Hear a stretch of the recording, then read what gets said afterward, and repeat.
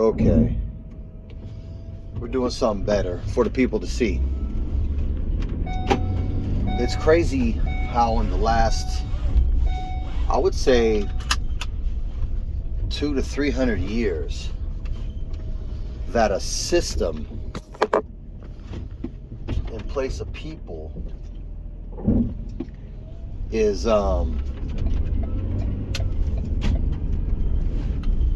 a system in place of people has taken over things and planted the seeds, the framework, the roads of, it seems like, one world control, where eventually a one conglomerate, whether it's a group of people, I doubt if it's one person, but it's a unison of it could be a family's. I mean, we hear all these things. I've been hearing about this for years, way before it was way popular. But it seems like that's where it's going, and it's an ideology. But circling back to my main point for the people to see is that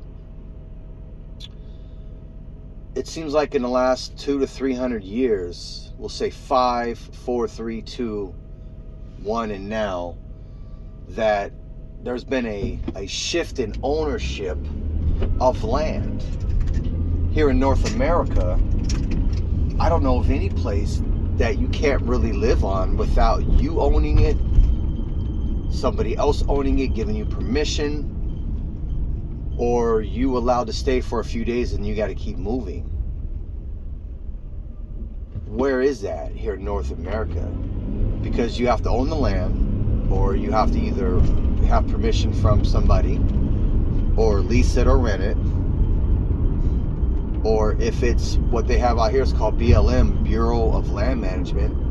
It's like you have federal land, you have state land. I think BLM is federal, and then you have state, whatever the state or county of these lands that they don't want nobody living on, nobody owning. They say they have it for environmental reasons, save the fish, or this is a bird sanctuary, or this is just forest preservation for people to enjoy. But then it seems like they're slowly trying to expand that and take away ownership from people to own land, period. And now this could be a whole another delving into the archives of that and learning how that works and what's really happening. But the point of the matter is, I was watching a documentary yesterday on the Kalahari, the Bushmen of South Africa. And in the beginning, they're showing you their ways and, the clicking, and, some people were trying to bring it back and preserve it.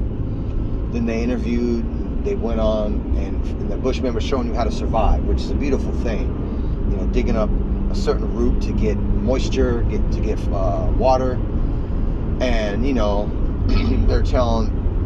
they're saying some things like, you can kill this kind of animal, but you can't kill the ibex. And then come find out, they don't even live like that anymore. They just do that for the tourists.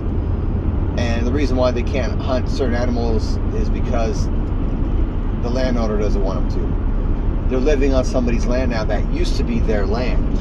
It used to be, their land in the sense of they lived on it for thousands of years. But in the last, I would say 500 less, 5, 4, 3, 2, 1 less for the people to see, is that they don't own any because of force. It comes down to force. And now governments take over, which my understanding, the Europeans at least had a lot to do with it. You can't blame them all, because you also have the Arabs, you have whether it was the Moors or whoever that came in. But from what we see, I guess the word is colonialism, right? I'm just stating what it is. I'm not here to bash it either way. I'm just stating what we're dealing with when you try to have freedom of movement and also freedom to stay.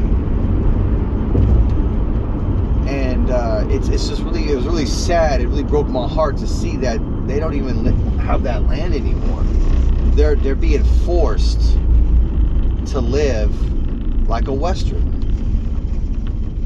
And I'm not here to cast an opinion on it whether it's good or bad, because obviously I'm in North America.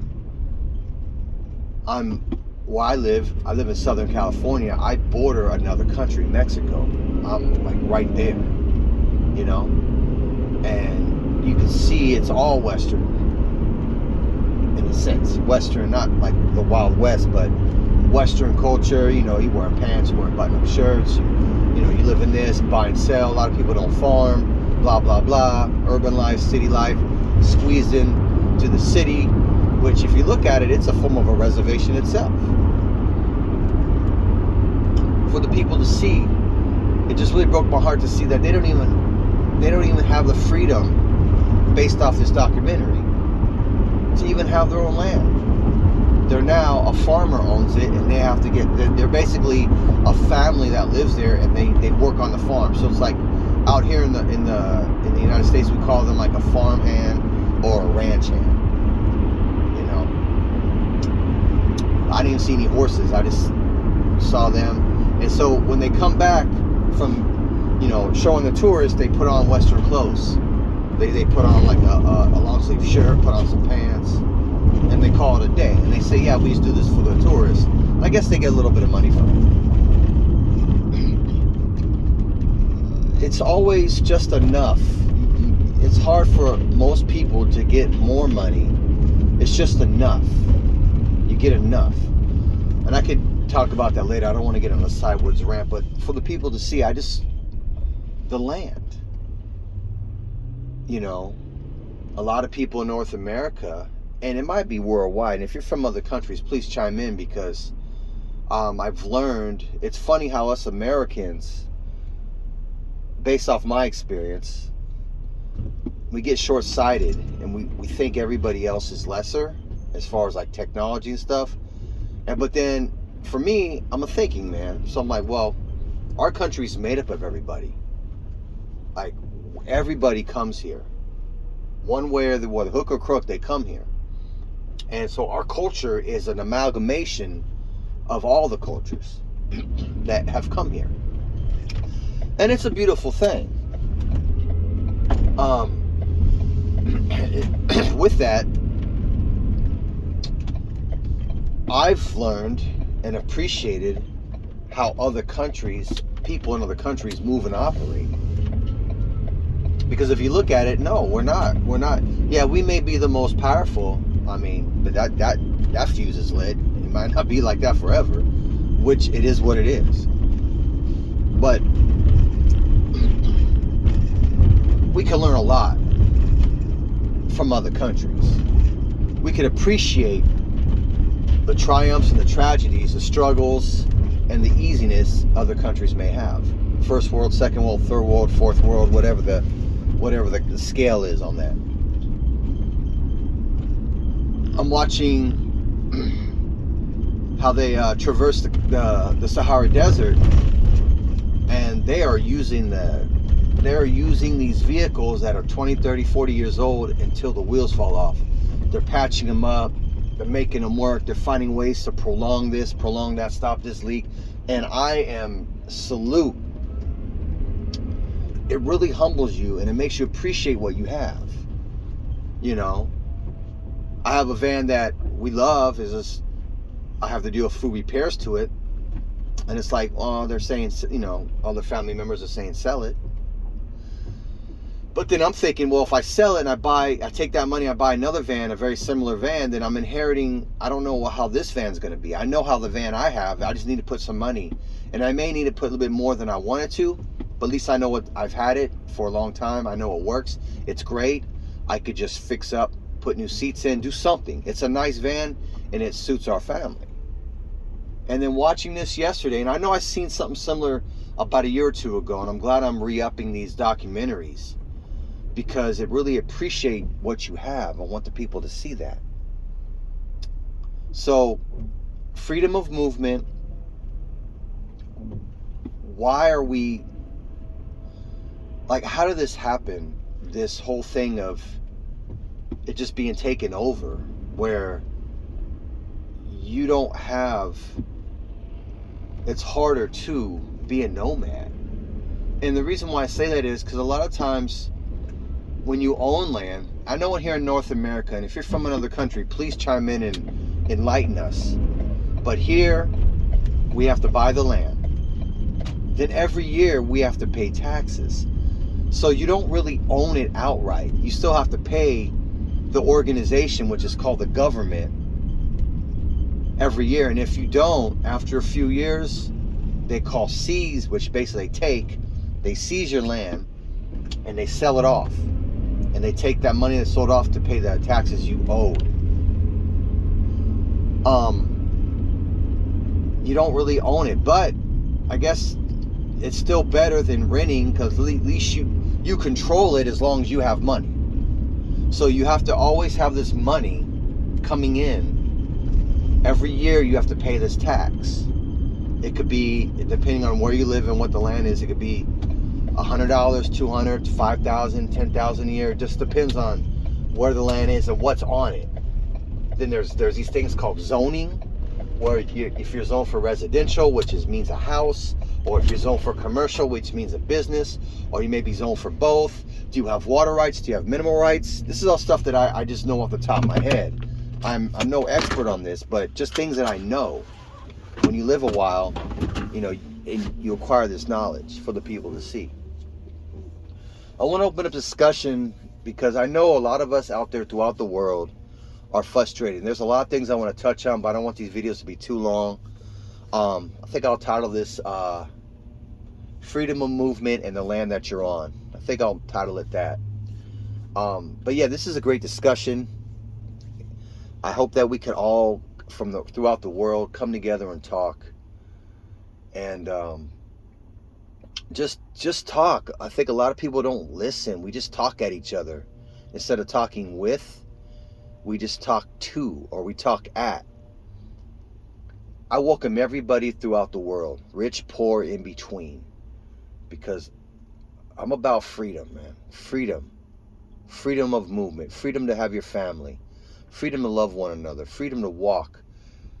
Salute to the people out there throughout the world. I admire you guys, and I know a lot of people want to come to the United States for a better life.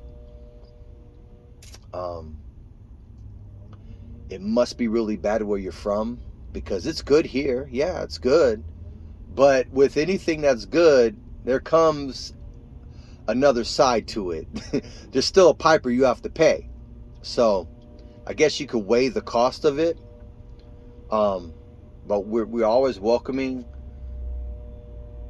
But just realize that, yeah, I guess there may be more freedom here. There may be not. I don't know. Please let me know throughout the world, all the people, all the world. I really appreciate you. We all have this in common, because a lot of us have several different people origins in our DNA. So we're all basically one, if you look at it that way. Under God, Yahweh, if you believe that, but yeah, we all come from one place. And I would like to see people to be in freedom. Oppression is horrible. So salute to everybody out there. Let's discuss this freedom of movement, freedom to come to and fro without always being chipped away at, pay this, pay that. Let's keep it simple. Let's say you had a bag full of gold. By the time you get home, you have like 2 or 3 coins left. Like, what? So anyway, let's talk about it. And we're going to have a lot of good discussions here. And I appreciate all your opinions and perspectives, because it's a learning experience, man, for the people to see.